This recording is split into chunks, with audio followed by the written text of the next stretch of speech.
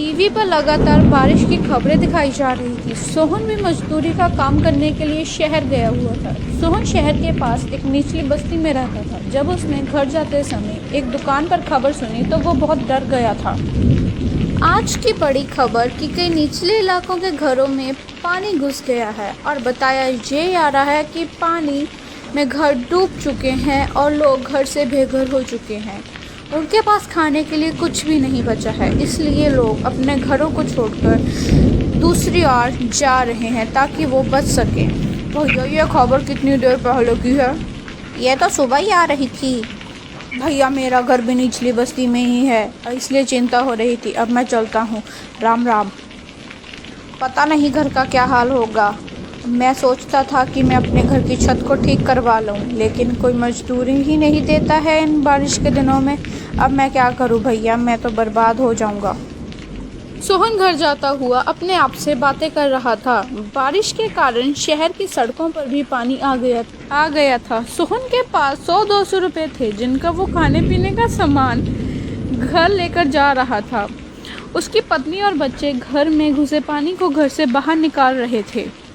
गौरी रुको, मैं मदद करता हूँ, 2 बाल्टी मुझे दो। कितनी देर से बारिश आ रही है, रुकने का नाम ही नहीं ले रही। बारिश रुक जाए तो पानी घर से बाहर निकल जाएगा।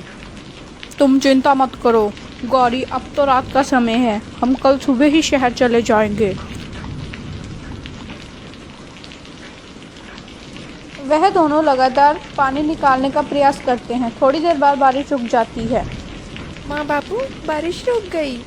अगर बारिश रुक जाए तो हमें कोई दिक्कत नहीं आएगी, लेकिन शुरू हो गई तो हम कुछ नहीं कर सकते। ये लो कुछ खा लो, जब से आए हो तुमने कुछ नहीं खाया है। हाँ, जल्दी सामान बांध ले, हम सभी जा रहे हैं यहाँ से। बहुत पानी आ चुका है बस्ती में, बड़े पुल पे जा रहे हैं। हाँ बांध रहा हूँ, कुछ खा लूँ, सुबह से कुछ नहीं खाया है मैंने। अगर ज़रूरत पड़ी तो सामान बांध लूँगा। गौरी जल्दी ही सारा सामान बांध लेती है और सोहन की भी आँख लग जाती है क्योंकि वो बहुत ज़्यादा थका हुआ था। उसके साथ ही बच्चे सो जाते हैं। सुबह जब गौरी उठकर देखती है तो उनके आसपास पानी ही पानी था। सभी लोग इधर उधर भाग रहे थे। अरे सोहन जल्दी बाहर निकल, यहाँ पे बाढ़ आ चुकी है, हम नहीं बचेंगे यहाँ पे, जल्दी आ। अरे गौरी जल्दी निकल, बच्चों को लेकर, बाढ़ आ चुकी है यहाँ पे, जल्दी आ। उठो बच्चों, हमें यहाँ से जाना होगा।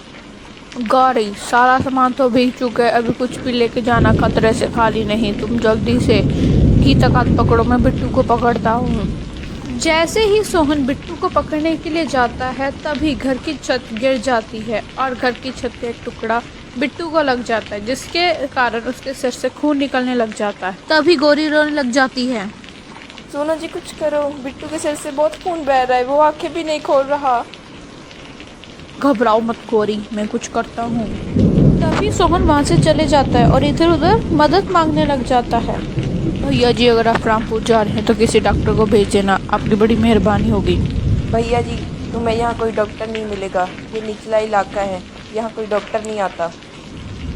भैया जी यहाँ पर आपको कोई डॉक्टर नहीं मिलेगा, आप पुल तक पहुँच जाइए, क्या पता आपको कोई मदद मिल जाए। हाँ ये ठीक है, क्या पता कोई मदद मिल जाए। हे भगवान मेरे बच्चे की रक्षा करना। सोहन बाढ़ के पानी में तैरकर पुल की ओर जा रहा था। उधर गौरी का रो रो कर बहुत बुरा हाल था क्योंकि बिट्टू की सेहत बिगड़ती ही जा रही थी, वो बहुत ज़्यादा बीमार हो रहा था। उधर बाढ़ का पानी भी बहुत तेज़ हो रहा था।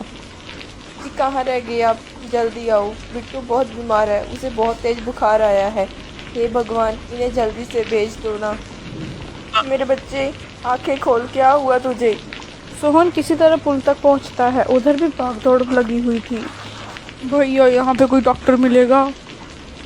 अरे नहीं भाई, इस बारिश में हमारी कोई मदद नहीं करने वाला है, कोई डॉक्टर नहीं मिलेगा। हम गरीबों को कोई नहीं पूछता है यहाँ पे।